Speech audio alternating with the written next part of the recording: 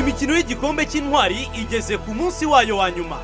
Ku itariki ya mbere Gashyantare, ikipe ya Police FC izaba ihanganye na AS Kigali guhera saa 7.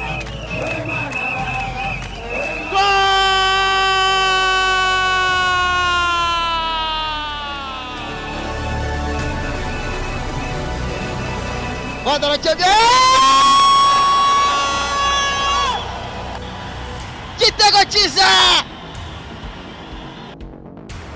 Kuri uwo munsi guhera saa 9 n'igice bizaba ari ibicika hagati ya APR FC ndetse na Rayon Sport.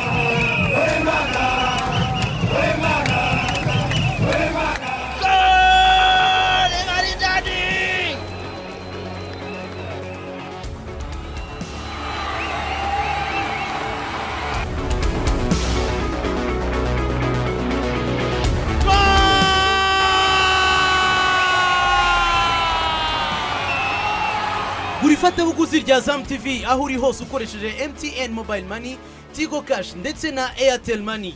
Dekoderi ya Azam TV iboneka mu gihugu hose.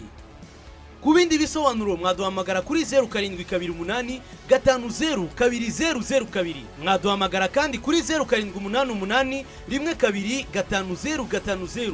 Mushobora kandi kutubona kuri 0738 202002. Azam TV, imyidagaduro kuri bose.